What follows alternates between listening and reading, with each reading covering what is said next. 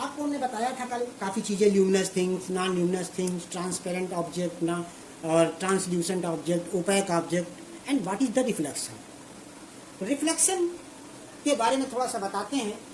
When a ray of light falls on any surface and it return back in the same direction, that phenomena is known as reflection.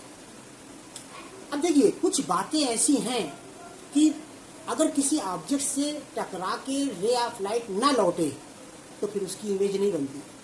Image उन्हीं की बनती है जिनसे रे of light टकराने के बाद वापस लौटती है। ठीक है, जैसे मान लीजिए कि एक मिरर है जिसके सामने आप खड़े हैं, ऐसे कुछ खड़े हैं।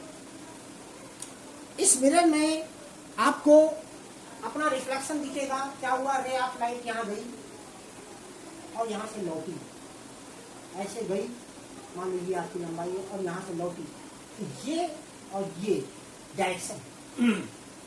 अब देखिए, अगर इस मिरर में ये रे ऑफ लाइट यहाँ से लौटती ना, तो ये सीधे सीधे कहाँ ऐसे निकल जाती, और जब निकल जाती तो फिर इसका रिफ्लेक्शन नहीं होता। जब रिफ्लेक्शन नहीं होगा तो फिर इमेज नहीं दिखेगी। इसीलिए जो घरों में हम लोग मिरर यूज करते हैं अपना चेहरा देखने के लिए, उसमें आप देखिए कि एक तरफ तो ट्रांसपेरेंट होता है और दूसरी तरफ सिल्वर नाइट्रेट की नारंगी कलर की पॉलिश होती है। तो वो पॉलिश, पेंट, ये सब चीज़ों का काम क्या है कि ये रे ऑफ लाइट को पास थ्रू नहीं होने देते, ये रे ऑफ लाइट को रिफ्लेक्ट कर देते हैं, वापस कर देते हैं, जिसकी वजह से आपको। अब आप एक बात समझिए कि जैसे मान लीजिए एक ग्लास है ट्रांसपेरेंट, बीचों बीच ऐसे लगा हुआ है, ट्रांसपेरेंट है, you can C through out. और अगर मान लीजिए कि बहुत तेज स्पीड से आप बाइक से बैठकर चले आ रहे हो, कहीं बीच में एक ग्लास लगा है, वहां लाइट कम है, तो आपको ये ग्लास दिखेगा नहीं। क्यों नहीं दिखेगा? क्योंकि जो रे ऑफ लाइट जो भी आपकी आंखों से होती हुई इस ग्लास पर पहुंचती है, तो that can pass through the glass, तो that means it can not be reflect. और जब रिफ्लेक्ट नहीं होगी तो फिर आपको इमेज नहीं दिखेगी कोई, तो आपको लगेगा अरे बिल्कुल सड़क है खाली, और पता लगा जैसे वहाँ बाइक पहुँचाया या आप गए तो भिड़ गए। लेकिन ऐसा जनरली होता नहीं है। आप सोचेंगे सर ऐसा होता नहीं है, इसका रीज़न क्या है कि देखिए, ग्लास अगर एकदम बराबर आकार का बना हो, अंदर कोई भी उसका लेयर कहीं पर डिफरेंस ना हो, तभी ये चीज़ पॉसिबल है। और अगर जरा कहीं भी हल्का मोटा हो गया ग्लास या पतला हो गया, लेयर बढ़ घट गई, या मान लीजिए लगाते समय फिंगरप्रिंट, फिंगर का आयल हमारे बॉडी का उसमें टच हो गया, निशान नहीं पड़ जाता, कोई चीज़ छूते हैं, बहुत साफ चीज़ को छूते हैं तो हल्का सा वहाँ पर धब्बा टाइप का पड़ जाता है, ऐसा कोई वो पड़ गया, तो फिर क्या होगा कि रे ऑफ लाइट वहाँ से हल्की फुल्की रिफ्लेक्ट हो जाएगी और आपको दूर से लगेगा यहाँ लगता है कुछ है। हो सकता है भले ही आपको लगेगी थोड़ी सी जगह पर है, ना पूरा समझ में आए, लेकिन फिर भी आपको समझ में आएगा यहाँ कुछ है। लेकिन अगर ये एकदम क्लीन एंड क्लियर हो, बराबर लेयर का बना हो ग्लास, आप बड़ी दूर से स्पीड से चले आ रहे हो, जहाँ पर ये ग्लास रखा हो वहाँ लाइट कम हो, तो आप इसको जान नहीं सकते और सीधे जाके भिड़ जाएंगे। लेकिन अगर इसी में एक साइड पेंट कर दिया जाए, तो जैसे जैसे आप उस ग्लास के पास पहुँचते जाएंगे, वैसे वैसे आपको आपकी इमेज दिखाई पड़ती जाएगी और क्लियर होती जाएगी, जैसे जैसे क्लोज होते जाएंगे और क्लियर होती जाएगी। ठीक है, अब देखिए यहाँ पर होता क्या है, जो मिरर के बारे में हम यहाँ पढ़ते हैं वो होता है प्लेन मिरर। कल हमने लॉ ऑफ रिफ्लेक्शन बताया था।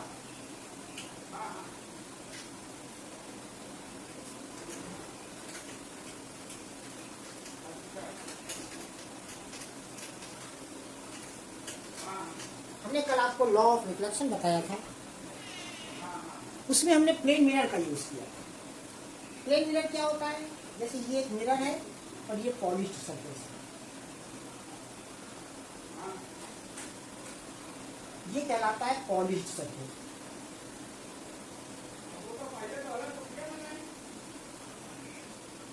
और ये जो है रिफ्लेक्टेड सरफेस है।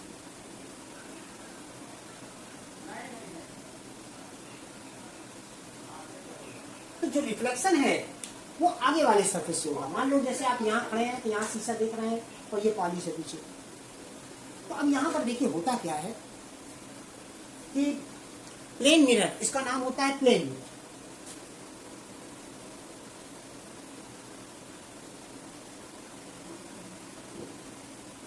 इसमें कोई भी चीज अगर आप देखते हैं तो एज इट इज दिखाई पड़ेगी, जैसी है वैसे ही दिखाई पड़ेगी।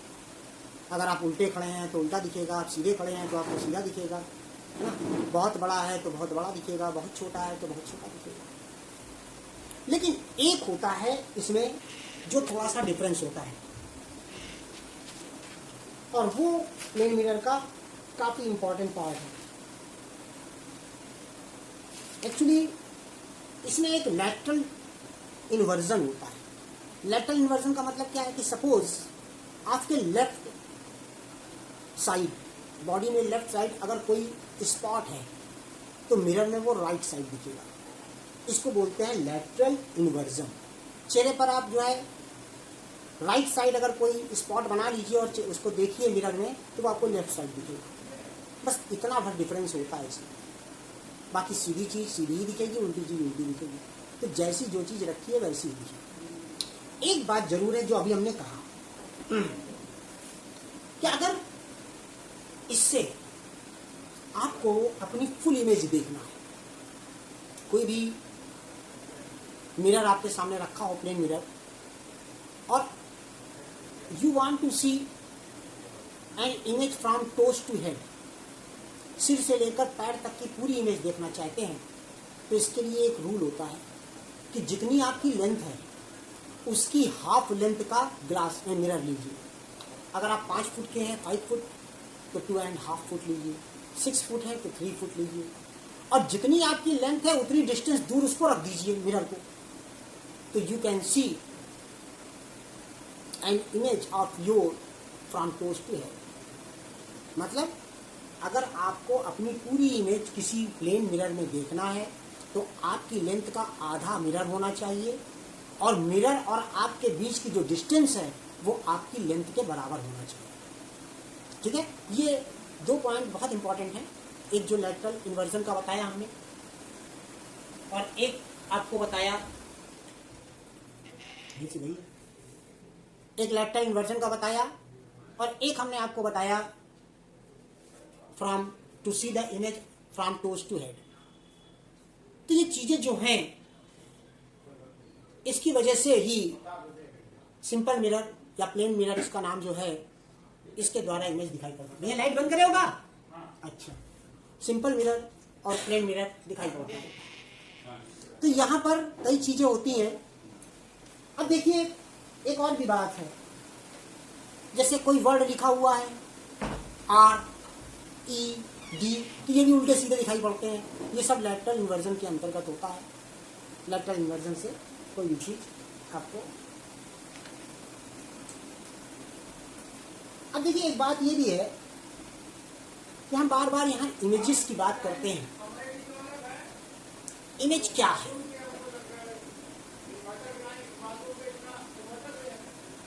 इमेज का मतलब क्या है? When a ray of light reflect back या reflected from the mirror and falls at that place, image is formed. जैसे आपने देखा होगा टार्च है, टार्च की रोशनी को हम जलाते हैं तो कुछ दूर तक तो रोशनी दिखाई पड़ती है, उसके बाद लगता है रोशनी खत्म हो गई। तो लाइट कहीं खत्म नहीं होती, बट जैसे जैसे डिस्टेंस बढ़ती जाती है उसका जो भी सिस्टम रहता है, रे ऑफ लाइट जिन पार्टिकल से मिलकर बने होते हैं, उन पार्टिकल्स की डिस्टेंस जो है बढ़ती जाती है। और जब डिस्टेंस एक पार्टिकल, जैसे बहुत सारी चीज़ें हैं, जैसे बहुत सारे कंकड़ एक साथ रखे रहें तो दिखाई पड़ेंगे, अगर एक एक कंकड़ दूर दूर कर दिए जाएं तो वो दूर से आपको दिखाई नहीं पड़ेंगे। तो होता क्या है, जैसे जैसे रे ऑफ लाइट आगे बढ़ती जाती है उसके पार्टिकल्स की डिस्टेंस बीच में बढ़ती जाती है। इस वजह से रोशनी तो वही है टार्च से निकलने वाली, लेकिन जैसे जैसे डिस्टेंस पर हम जाते जाएंगे वैसे वैसे वो रोशनी हटती है। दूसरी चीज, रे ऑफ लाइट मूव कैसे करती है। छोटी क्लासों में एक एक्सपेरिमेंट रहा करता था कि ray of light always move in a straight line. इसके लिए क्या करते थे वो कि 3 स्टैंड लेते थे, तीनों में कार्डबोर्ड, बराबर आकार के कार्डबोर्ड, रेक्टेंगुलर कार्डबोर्ड लगा दिया जाता था और तीनों में एक ही डिस्टेंस में होल कर दिए जाते थे। अब सबसे लास्ट वाला जो कार्डबोर्ड है उसके बाद एक कैंडल जलती हुई लगा दिया और फर्स्ट वाले से देखा तो हमको कैंडल दिखती है। फिर हमने क्या किया, मिडिल वाले में, क्योंकि होल तो एक ही जगह पर सब में, मिडिल वाले को आगे पीछे किया, थोड़ा बहुत इधर उधर किया। तो जैसे ही होल के पास से वो मूव करता है तो रे ऑफ लाइट दिखना बंद हो जाती है। इसका मतलब क्या है कि ray of light straight line में चलती है। अगर टेढ़ा मेढ़ा चलती होती तो वो होल ढूंढ करके वहां से निकल करके आगे वाले होल के पास आ जाती है।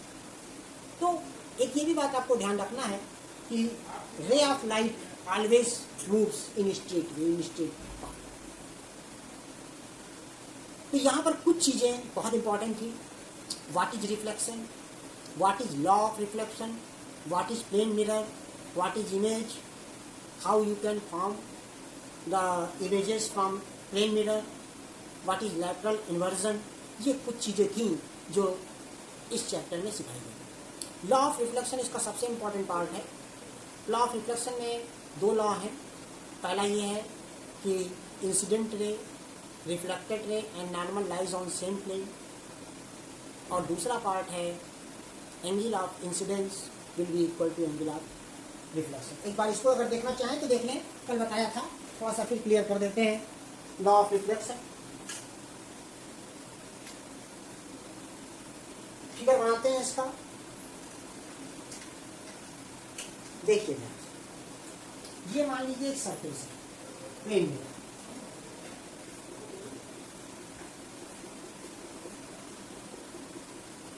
ठीक है। ये एक नॉर्मल है। नॉर्मल का मतलब है कि इधर भी 90 डिग्री, इधर भी। एक रे ऑफ लाइट ये है और एक रे ऑफ लाइट, इसका डायरेक्शन ये है, इसका डायरेक्शन ये है। तो ये जो रे ऑफ लाइट है इसको बोलते हैं इंसिडेंट रे।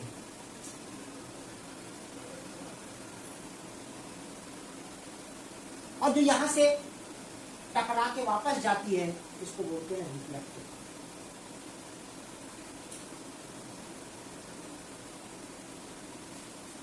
ठीक है। और ये जो पार्ट है ये कहलाता है नॉर्मल। ये एंगल ऑफ इंसिडेंस है।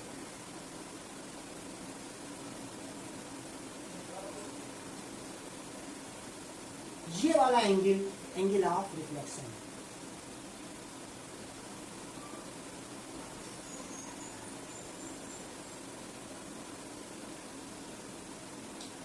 तो क्या है पहला लॉ क्या है इसका, incident ray, reflected ray and normal lies on same plane. इसी प्लेन में है, मान लीजिए ए, ओ, बी, सी, डी, ई। तो आप देखिए CO and EO lies on same plane AOB। तो पहला लॉ फॉलो कर रहा है इस फिगर के हिसाब से कि incident ray, reflected ray and normal lies on same plane. ठीक है। दूसरा लॉ क्या कह रहा है, angle of incidence and angle of reflection will be equal, यानी एंगल COD और angle DOE will be equal. अगर COD 40 डिग्री है तो DOE भी 40 डिग्री ही होगा। आप लोगों के में एक्सपेरिमेंट नहीं है, हम लोग जब पढ़ा करते थे तो एक एक्सपेरिमेंट आता था, छोटे छोटे सिंपल मिरर आपको मिलते थे, लैब से मिल जाया करते थे, स्टैंड लगे हुए, और आल्पिन्स मिलती थी। इस एक्सपेरिमेंट को विद द हेल्प ऑफ आल्पिन किया जाता था। इंसिडेंट रे, एक सीधी कोई रे बना करके उसमें 3 आल्पिन लगा देते थे, फिर हम उसको देखते थे उसकी इमेज कैसे मिल रही है। मिरर में जो भी इमेज होती थी उसी की सीध में रख के स्केल से लाइन खींचते थे, फिर एंगल मेजर किया करते थे, angle of incidence, angle of reflection सब आपस में इक्वल रहता था, जिससे ये पता लगता था कि एंगल ऑफ इंसिडेंस और angle of reflection will be equal. Clear है? किसी को कोई प्रॉब्लम हो तो बताएं। रिफ्लेक्शन का एक पार्ट है ये।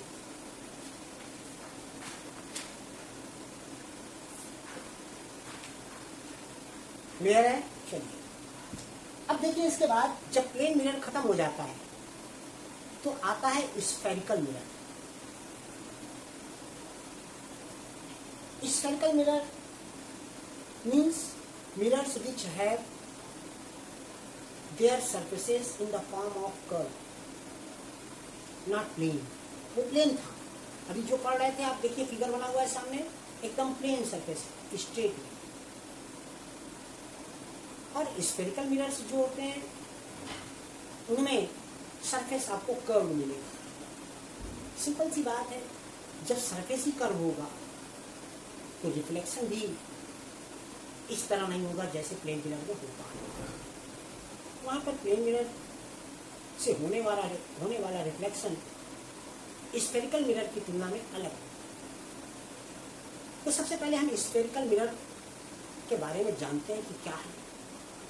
देखिए, इसके लिए एक बहुत बढ़िया तरीका है कि स्फेयर मतलब कांच का गोला, ठोस कांच का गोला जो अंदर से पूरा भरा, उसको ले लिया। अगर हम किसी भी स्फेयर को लेते हैं,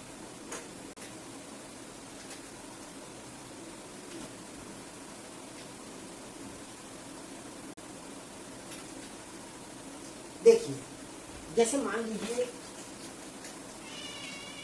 ये एक स्फेयर है, अंदर से सॉलिड है, अभी स्फेयर कहलाता है, अंदर में पूरा ग्लास से भरा है। इसको हमने कट कर दिया बीच, तो इसका शेप कैसे आ गया? एक ऐसा शेप, एक ऐसा शेप, ठीक है। ये मान लो ये पूरा भरा हुआ है अंदर,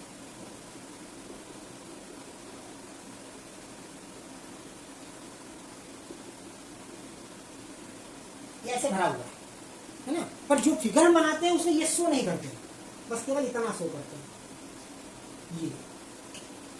तो जब किसी स्फेयर को बीच से कट किया जाता है तो ये दो पार्ट उसके आपको मिल गए। अब देखिए यहाँ पर दो सरफेस है, एक सरफेस अपर पार्ट है जो उभरा हुआ ऊपर की ओर है, और एक सरफेस इनर पार्ट है जो अंदर की ओर धंसा हुआ है। तो हमने क्या किया, इन दोनों में एक में पॉलिश आउटर सरफेस में किया, एक में पॉलिश इनर सरफेस में किया। मान लो हमने इसमें पॉलिश आउटर सरफेस में किया तो इसका शेप ऐसे बन गया,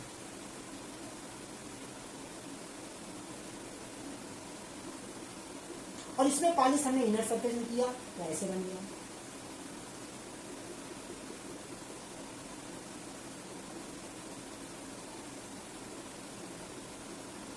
अब ध्यान से देखिए, जिसमें पॉलिश आपने आउटर सरफेस में किया है, राइट साइड वाला फिगर, उसमें रिफ्लेक्शन कहां से होगा? इनर सरफेस से होगा, क्योंकि पॉलिश तो आपने आउटर सरफेस में कर दिया, तो रिफ्लेक्शन के लिए कौन सा प्लेस बचा? Inner surface. और जिसमें पॉलिश आपने इनर सरफेस में किया उसमें रिफ्लेक्शन के लिए कौन सा प्लेस बचा? Outer surface. तो इसी हिसाब से ये दो प्रकार के मिरर बन गए।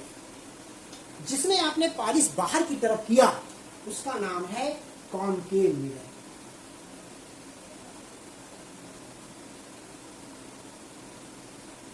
और जिसमें पॉलिश आपने अंदर की तरफ किया उसका नाम है कॉन्वेक्स मिरर।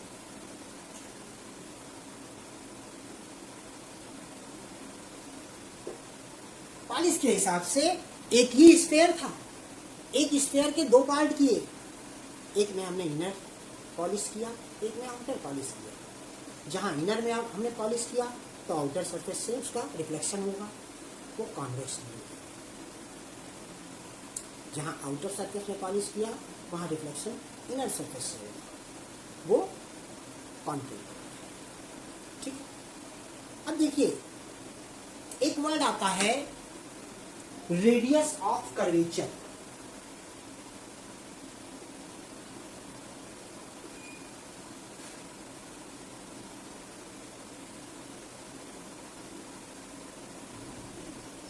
क्या है रेडियस ऑफ कर्वेचर? देखिए, the radius of sphere by which spherical mirrors are made up of are known as radius of curvature।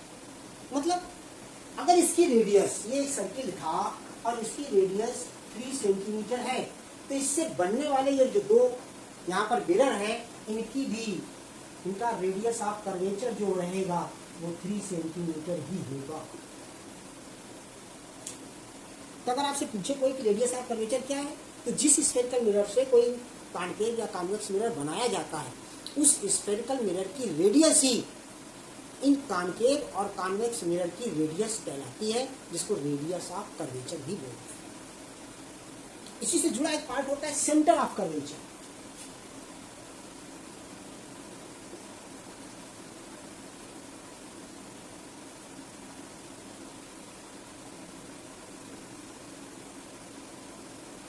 तो ये क्या है?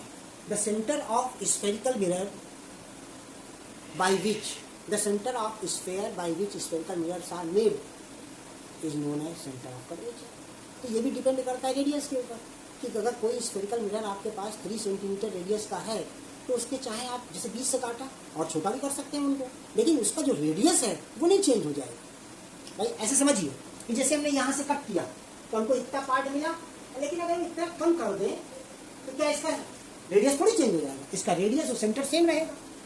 क्योंकि मान लो हमने कहीं से तोड़ दिया, थोड़ा छोटा कर दिया, तो है तो डिस्टेंस तो इसकी सेंटर से वही रहेगी, जितना पार्ट भी जाए, जितना छोटा से पार्ट बचे।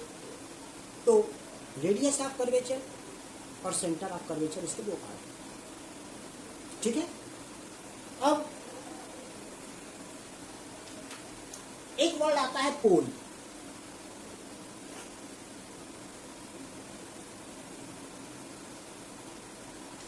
छोटी छोटी डेफिनेशंस हैं जो मिरर से संबंधित है, स्फेरिकल मिरर से।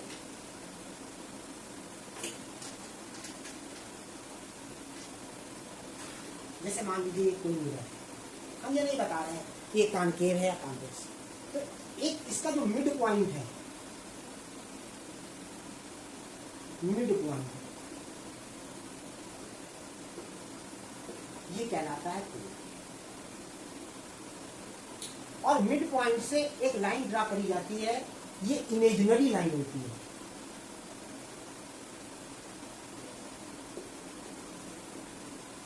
इसको बोलते हैं प्रिंसिपल एक्सिस।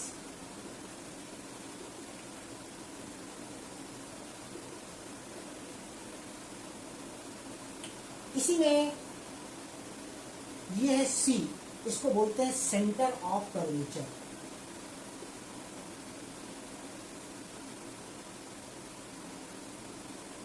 पोल को पी से रिप्रेजेंट करते हैं।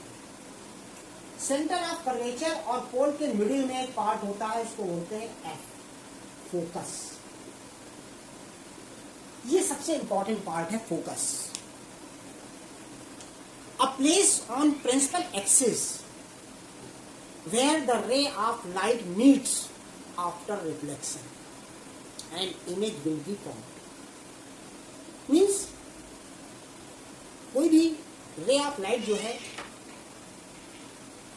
कोई भी रे ऑफ लाइट ऑब्जेक्ट से चलती है पैरेलल टू प्रिंसिपल एक्सिस, और फिर जब हिट होगी तो कहीं से लौटेगी, तो जिस पॉइंट पर प्रिंसिपल एक्सिस में वो टच करेगी वही पॉइंट उसका फोकस है। ठीक है। Now time is over. बाकी बात कल करेंगे इसके बारे में, बहुत इंटरेस्टिंग चैप्टर है और आप धीरे धीरे समझेंगे, सब कुछ समझ में आएगा।